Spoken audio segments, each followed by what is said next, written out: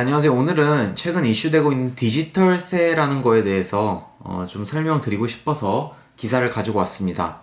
자, 이제 지금 이 디지털세라는 거를 2023년부터 도입한다고 합니다. 자, 그럼 이 디지털세가 뭐냐? 다국적 기업의 세금을 일부를 이제 본사 소재지가 아닌 시장이 있는 나라에 내도록 한다는 건데요. 자, 이게 무슨 소리냐면 대표적으로 이제 구글과 같은 기업이 있다라고 가정을 해보죠. 자, 이 구글이 이제 미국의 이제 미국 회사죠. 미국 회사인데 전 세계 각지에 있지만 한국에도 분명히 있을 겁니다. 근데 이 한국에서 어떤 돈을 벌었는데 이 돈을 그대로 세금을 내지 않고 자기 나라에 가서 자기 나라에서 세금을 낸다는 겁니다. 근데 이게 과연 합당한가?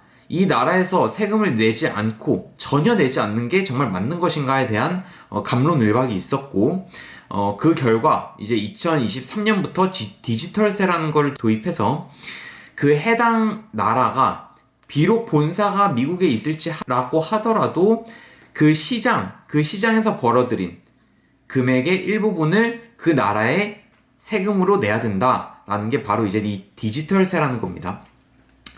이제 다국적 기업의 세금 일부를 본사 소재가 아닌 시장에 있는 나라에 내도록 한다는 건데 이게 또 다른 이름으로 구글세라고 불리기도 합니다. 그 정도로 구글이 굉장히 다국적 기업이라는 거고 이 세금을 내는 기준에 굉장히 잘 들어가 있는 회사 중에 하나라는 거겠죠. 자, 그러면 그 기준이 얼마나 되냐라는 건데 지금까지 나와 있는 예상안으로는 매출액 27조 이상, 이익은 10% 이상의 대기업이 현재까지는 대상입니다. 지금 여기에 들어가 있는 대표적인 기업들 중에 이제 구글, 아마존과 같은 거대 IT 기업, 거대 디지털 기업이 들어가 있고 여기에 대한 과세가 가능할 거라고 예상을 하고 있습니다. 자, 그러면 그 예상은 쉽게 할 수 있죠. 구글이랑 아마존이 대한민국에서 번 돈, 그 일부를 대한민국의 그 세금으로 내야 된다는 거죠. 자, 그럼 반대로 대한민국에서 다른 나라에 세금을 내야 되는 그런 기업은 없을까? 당연히 있죠. 네.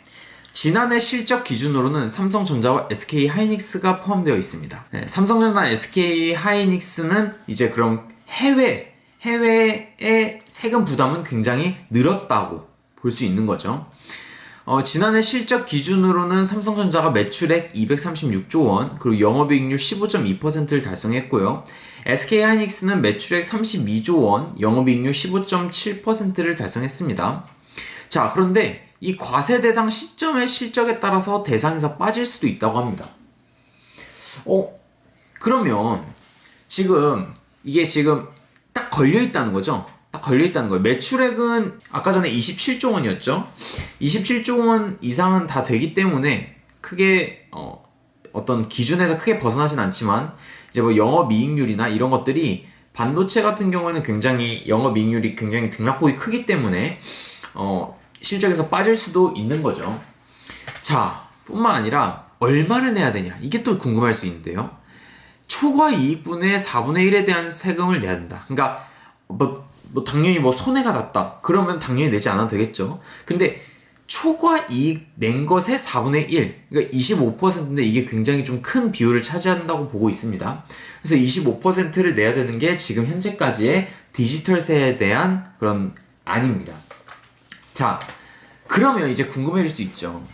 그러면 이 대한민국 입장에서 미국 기업이 우리나라에서 와가지고 돈을 벌었기 때문에 내는 세금이 더 많을 것인가? 아니면 한국 기업이 미국 가서 돈을 많이 벌었기 때문에 미국에다가 내야 되는 세금이 더 많을 것인가? 이 비교를 아무래도 해볼 수밖에 없는데요.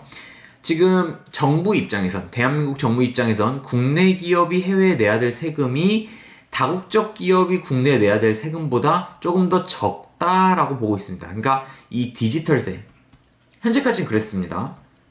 디지털세가 어찌됐든 대한민국에서는 이득으로 작용할 수가 있다라는 지금 전문가들의 견해가 나오고 있고요. 아무래도 이 구글과 아마존이 대한민국에서 벌어가는 돈, 초과 이익분이 삼성과 SK하이닉스가 해외에서 벌어들이는 돈보다 훨씬 더 컸다라는 평가가 우세한 것 같습니다. 하지만 이 지금 안이 정확하게 확정된 것이 아니기 때문에 한번 지켜봐야 될 필요성이 있고요. 이제 도입되는 시기는 2023년이기 때문에 그때까지 지켜봐야 알 수 있을 것 같습니다. 제가 다음 자료는요, 사야 할 주식이라는 겁니다. 사야 할 주식. 적어도 7%의 배당을 가지고 있는 꼭 사야 할 주식 두 가지를 선정해 봤는데요. 이건 이제 지금 미국의 애널리스트들이 분석한 결과를 토대로 한번 기사를 가져와 봤고요. 모든 투자의 정보는 참고사항이니까요. 투자의 최종 판단과 결정은 투자자 본인에게 있다는 거 잊지 마시기 바랍니다. 자, 그럼 지금 바로 시작하겠습니다. 자, 아까 전에 말씀드렸죠. 배당 수익률이 적어도 7%, 그러니까 7% 이상인 이제 스트롱 바이, 그러니까 매수를 굉장히 강하게 추천하는 그런 주식들이 지금 애널리스트가 분석한 게 나왔습니다. 이 팁 랭크라는 곳에서 분석을 한 건데 한번 천천히 한번 보시겠습니다. 자, 보시면 이 데이비드 코스틴이라는 사람이 이제 골드만삭스의 미국 주식 전략가라고 불리는데요. 지금 이 사람이 그 위험 리스트 오브 리스크라고 해가지고 이런 리스크를 불러일으키는 요인들을 한번 정리를 해본 겁니다. 자, 보시면 첫 번째는 이제 계속되는 공급망의 병목 현상입니다. 서플라이 체인 버틀넥이라고 해가지고 이제 공급망이 계속 이제 불안정한 거죠. 계속 막혀 있고. 그리고 이제 두 번째는 이제 병목 현상이랑 마찬가지인데 유가 상승이 너무 가파르게 이루어졌다는 거고요. 그리고 sign of inflation, 그러니까 인플레이션 신호도 가중되고 있고요. 그리고 셋째는 또 다른 인플레이션 요인인 인건비. 그리고 최종적으로는 slow down in China's economic growth. 그러니까 중국의 경제 둔화. 그러니까 이런 것들이 결국에는 지금 미국 시장에 악영향을 끼치고 있다라는 거죠. 그래서 take on together. 그러니까 종합해 보자면 이것은 지금 미국 마켓에서 굉장히 미국 시장에서 문제를 일으킬 수 있다라는 겁니다. 지금 현재 상황이 그렇고요. 자, 그래서 지금 여기 전문가가 추천하는 지금 티커명은 CEQP라고 해가지고요. Crestwood Equity Partners라고 해가지고 에너지 분야에 있다는 걸 알 수 있습니다. 에너지 섹터에 있는 건데 이 회사는 어떤 회사냐라고 하면 이제 3대 석유가스 생산 지역의 미드스트림 자산을 소유하고 운영하는 유한 회사라고 보시면 됩니다.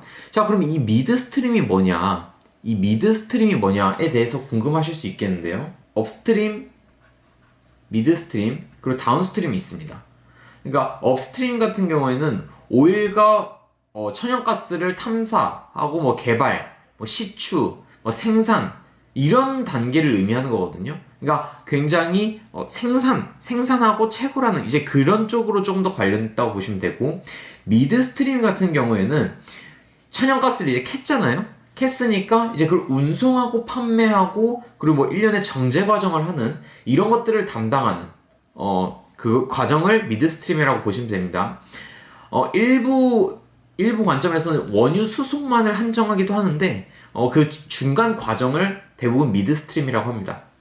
자, 그러면 다운스트림은 뭐냐? 이제 정제된 원유랑 이제 천연가스를 판매하는 거죠. 그러니까 업, 미드, 다운 이렇게 세 가지로 총 구성되어 있는데 업, 미드, 다운 해가지고 업은 이제 생산하는 거, 미들은 운송 과정, 중간 과정이죠. 그리고 뭐 어떤 뭐 정제하는 과정 이거에 D는 이제 판매하는 과정이다. 근데 여기에서 이 미드스트림에 해당하는 자산을 운용하는 회사가 바로 CEQP다라는 것을 보실 수 있습니다. 회사를 수치적으로만 한번 분석을 해봤다는 건데요.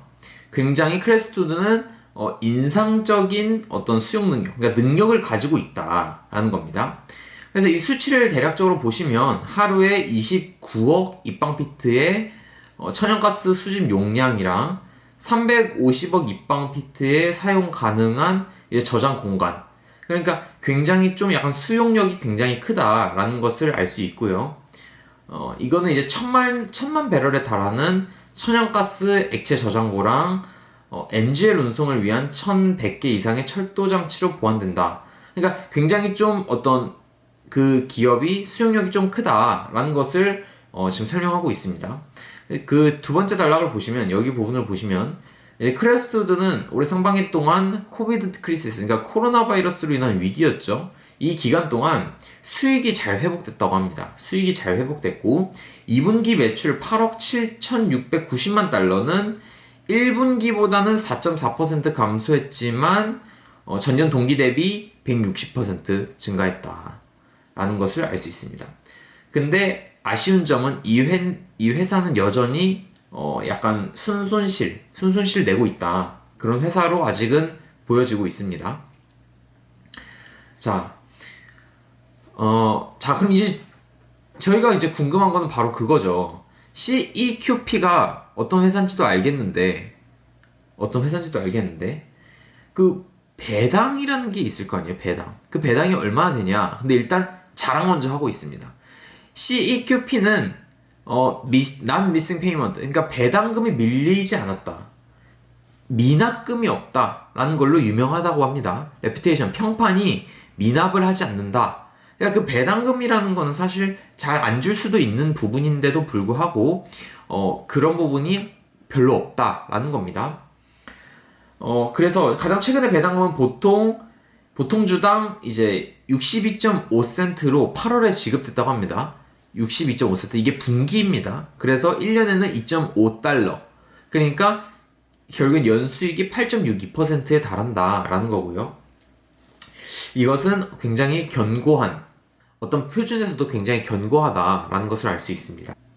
자, 이제 이 애널리스트 크리스탈 리처드스는 2022년, 2023년에 대한 추정치를 이제 상향 조정했다. 그래서 지금